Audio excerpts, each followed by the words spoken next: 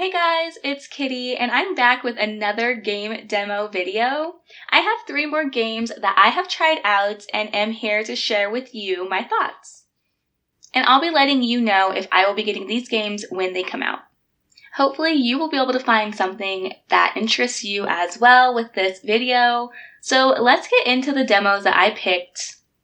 The first demo that I picked was called Quarantine Zone: The Last Check. This is a base building simulator where you are deciding to let survivors into your base, or not, after the zombies have taken over most of the world. When deciding to let people in, there are tests that you can do to see if they are for sure clear to go into your city, or if they show some signs of maybe being infected, you can send them into the quarantine area and see if they pass within the next couple of days. Or, the last option, if you can definitely tell they are zombie material, then you can send them off to be taken care of in the nicest way possible. Maybe. But be careful when you decide to do this, because if not, they will fine you money, and every amount of money makes a difference because you also have to manage food, power, and meds for everyone that is living in the little city that you are managing. There is a little mini game to protect the city where you are basically in a drone and it has guns and you are killing all the zombies. I failed to realize I could move my drone until the end of the first mission, but it made it a lot easier when I realized that. The graphics are fine. I really loved how many options you have to look out for to make sure people aren't sick when trying to let them into your city. After a while of people being there, there is the option to send them to the safe zone. And I'm not sure, but I did send some of the males on the female plane, even though it said females only. I didn't see that there was a problem, so maybe there will be a problem later on when the game fully releases, like you'll be fined money or something. There is a remote option for this game, but honestly, I found mouse and keyboard was way easier. But I do love that they gave the option for it. There are also upgrades to make everything you manage easier as well, like the power and the food and the supplies. I did wishlist this one, and I am excited for the release of the game. So this game doesn't have a price yet as I'm playing it, but I could see it being anywhere between $15 and $25. I know that's kind of a high jump, but I don't think it's going to be any more than that. And like most games, I will honestly just be waiting for this one to go on a sale. But it is a fair price for the game. It's well made. I actually really did enjoy this game, but because I suck at most simulation managing games, I will, like I said, be waiting for it to go on sale. But I will be picking it up at some point, and I'm almost positive this one will have achievements. It just seems like a game that should have achievements. Now, me finishing the full game, I'm not sure about that, but we'll see once I get to actually look at what the achievements will be.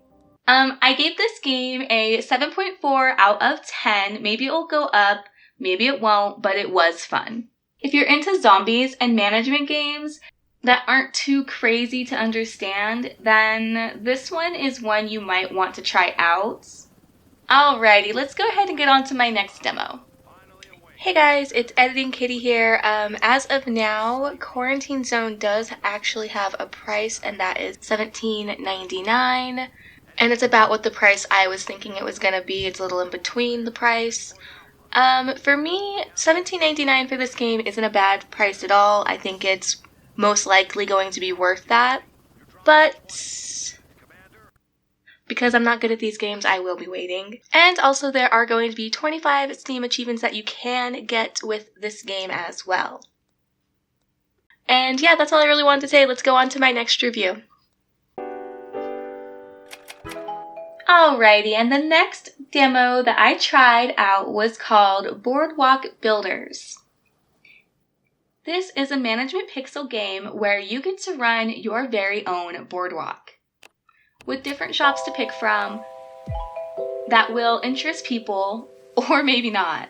I was a little confused about why sometimes I was losing money, because There isn't a tutorial, so I still have no idea why sometimes the businesses will make money and sometimes they just won't. It might be because I didn't have enough people working or not upgraded enough, but I'm sure when the game actually is out fully, it will tell you how to actually play. For some reason, anytime I put the rides up, they would lose money right away, and that kind of sucked. A really cool thing is you can take two of your businesses and merge them to make a new business, and it looks like there's going to be at least 3 tiers of doing so. When you merge two businesses, the other two businesses do disappear and you would have to put them back up, but they do make a better tiered business, so that's pretty awesome.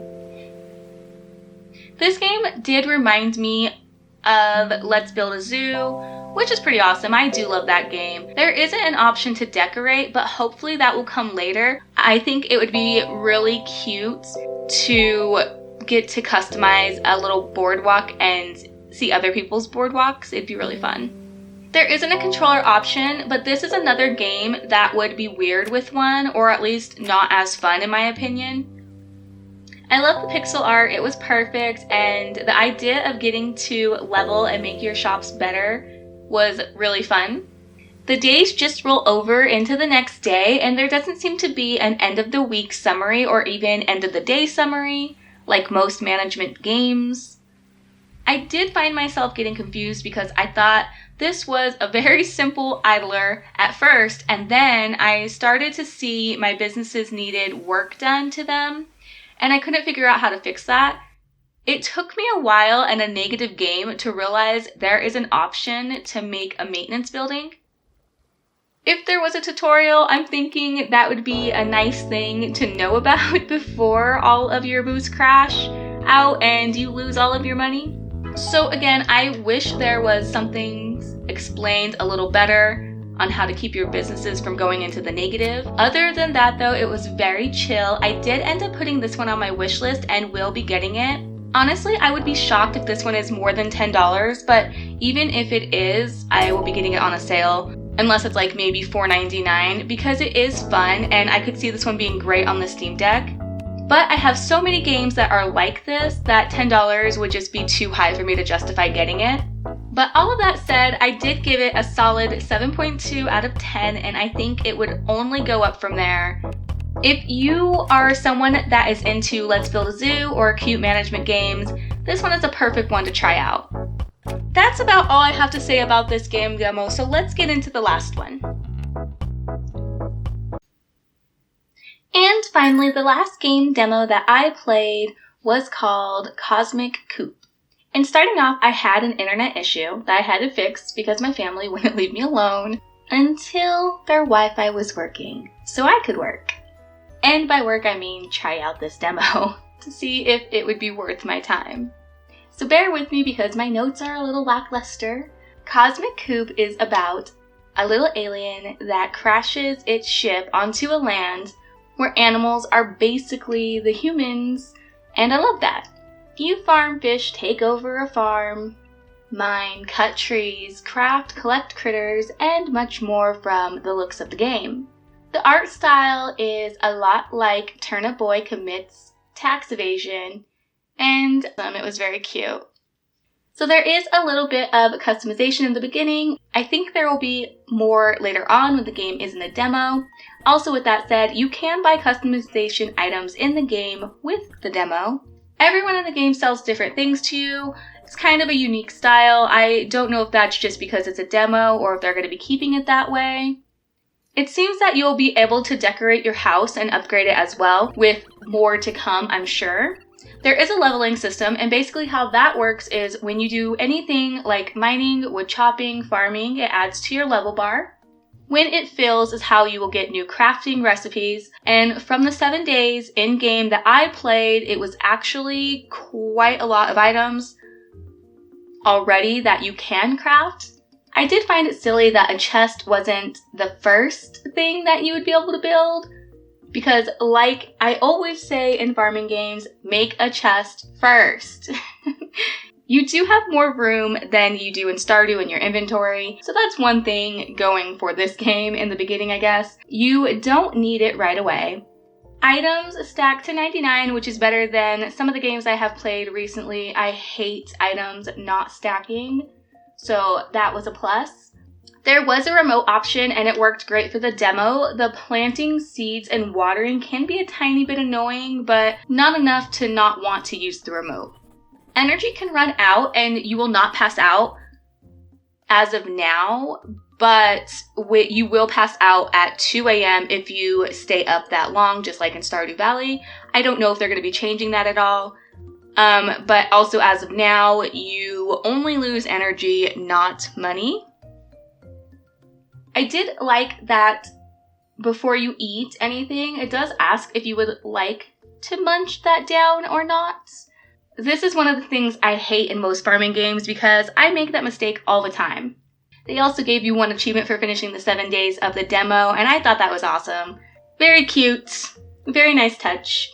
The idea of getting to kind of catch your animals is pretty cool, and you get to build their little homes for them to stay in. It reminded me of Viva Pinata, which is an amazing game that has never had anything come out close to it. This isn't close to it either, but it just reminded me of that. They can also romance, I think.